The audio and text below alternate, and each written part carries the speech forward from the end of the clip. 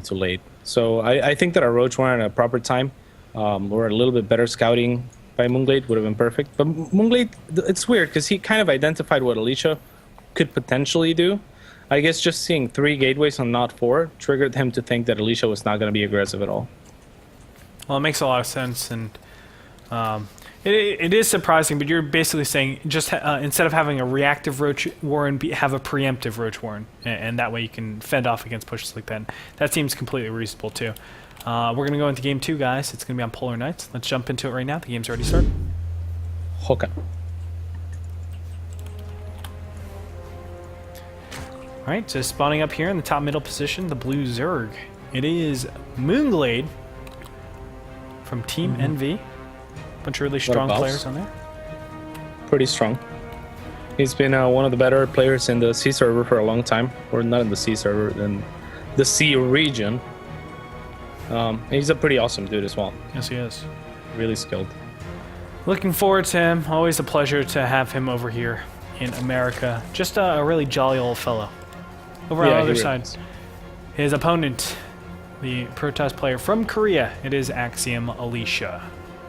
Yeah, pretty boss, one of the better Protoss ever. I think he has a lot of, I don't know, I feel like Alicia never got enough recognition for how good he is. Because he kept getting second and stuff at his prime. And I think he's still a really good player and one of the players that are still really innovative in their playstyle. Like he uses Void Rays, or used to use Void Rays really heavily. I'm not sure if he's still gonna, or if he's still doing something like that. Wouldn't you say like that's the time where Zergs had no clue how to deal with Void Rays? and he just like abused that, I felt like. Just constantly. Yeah, maybe. Yeah, maybe. I mean, yeah, Corruptors are pretty bad against Void Rays. A lot of Zergs were making Corruptors for some reason. Everybody wanted them to be good. And guess what, cats? They're still awful against Void Rays. Yeah, they really are. If you don't believe me, just look at Sulky versus Deer on Whirlwind. That'll tell you everything. Anyway, guys, we got very, very standard stuff coming out from Alicia. Same thing that we saw from last game. Only a single gas. We'll talk about that in a little bit. Whereas Moonglade is going for the regular speed opening. He went hatch first, so he's playing it standard. But this only 1 gas opening, I feel like it does accelerate your Nexus slightly, like 10-20 seconds. And it does let you get out those gateways pretty fast too. I mean, that's not only 75 minerals you're committing to an assimilator, but it's also those 3 probes that could be mining minerals that are mining gas. So it is a lot of opportunity cost there. But the big problem is you don't have a lot of diversity in tech. I feel a lot of Zergs these days are just so geared up at defending against these super early techs that gateway expands can do. And is that just it? Like, Alicia just goes against the metagreens so much these days? Like, he will... I mean, the gateway pressure was optional. I think he could have gone for a 3rd base as well, really, really fast here. But this is something that we don't commonly see, that non-Stargate, non-Robo, whatever it might be out of a gateway expand. How do you feel like Alicia maps out here in PvZ? Like, how would you characterize his style? You said he was innovative, but this style in particular. Well, I think this is an option, and it's a pretty common one, to just go off of 1 gas. Whenever I play against 1 gas, you kind of have to be careful and account for the earlier timings, kind of like what Moonglade was doing last game, but he kind of overreacted a little bit, right? So it's not easy to play against it. Alicia seems to be going for a really similar opener as last time, and obviously this opener is going to be a lot more economical, but it also limits the early pressure with like the Mothership Core and Stalker. Picking off, say, Queens with a Mothership Core and a Zealot is much harder, whereas with a Mothership Core and Stalker, if the Stalker gets just like 1 or 2 shots on the Queen, the Mothership Core will win. So it's limiting on that regard, but it gives you a much better economy to work off of. So, well, we can see Zergling Pattern going to scout out this pylon. Warp Gate is just about to finish, but I don't think he'll be able to do anything. Alicia's plan to attack his opponent will probably be thwarted here. Zerglings will sprint over, although he could still warp in. We'll find out if he does that. Yeah, he does. He's going to warp in here. Wow, that's pretty bold. Yeah, and I I think it's a lot of it has to do with Moonglade overreacting last game, and he still is. He's making 8 links, and Alicia's doing the exact same thing as last game. Moonglade did spot the forge, which is it's kind of weird. He hasn't rechecked to see if it's upgrading. I think that's a pretty big deal because, you know, as a Protoss player, you don't want to really attack if you're going +1 until you have that +1 for the most part. Yeah.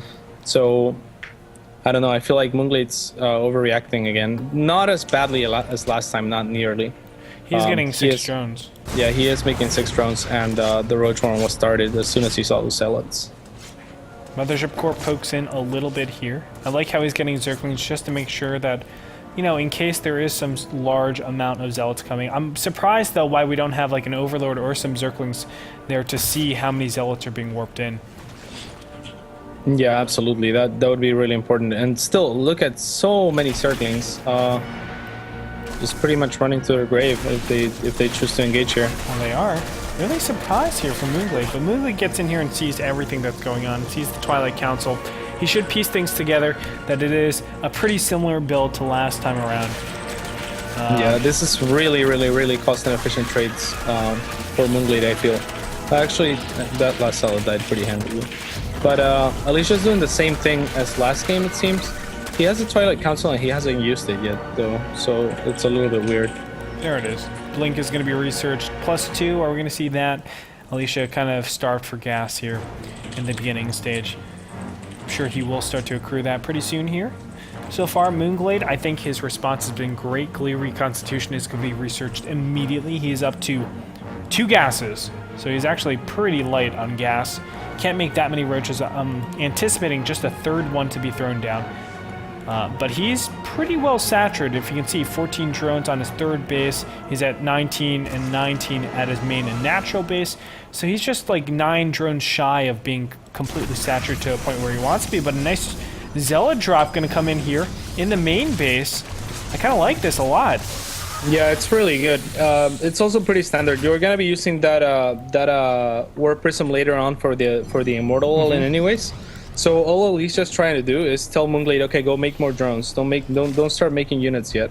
And that's what Moonglade's doing. So, you know, like there's a time for droning, and Moonglade has already cut a lot of that droning. First to make links to fend off those Zealots, and now to replace a few drones. Yeah.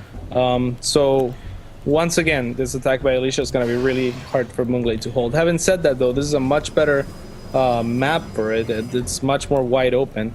So Moonglade might still stand a decent chance. And it looks like it's weird. The Warp Prism is actually not pulling back to the army.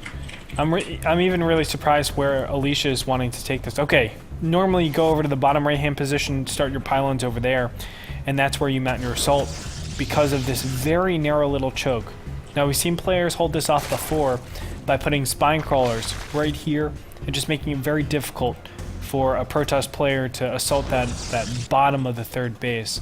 Moonglade hasn't done that yet, but he does have a lot of roaches here. Starting the surround, roaches and Zerglings can move around to the left-hand side. Yeah, Moonglade in a much better spot than last time. Alicia does have that Warp Prism, though, and Moonglade had to account for that. He doesn't want to leave any units behind, so he's making spine crawlers, and I think that's the right choice. Unfortunately, he moved out with his units a little bit too early. And look at this, Alicia anticipating some sort of defense to that. No units are being sent over there. The spine crawlers are going to be used just to defend against that. Hopefully it works out. It looks like it will. But now, yeah, Moonglade gave Alicia a lot of room to get into a really good position. Alicia might just snipe the 3rd and recoil back. Pretty good force fields here. Yeah, this is pretty sick. I mean, just stopping all together. Still, the 3rd hasn't been targeted down. Oh, roaches! The roaches are going to get in. Remember, without a Warp Prism, he's not able to pick up, so the Immortals are very, very exposed here. The 2nd Immortal will go down. That means it's only roaches so far. You can't really blink that far back into no position.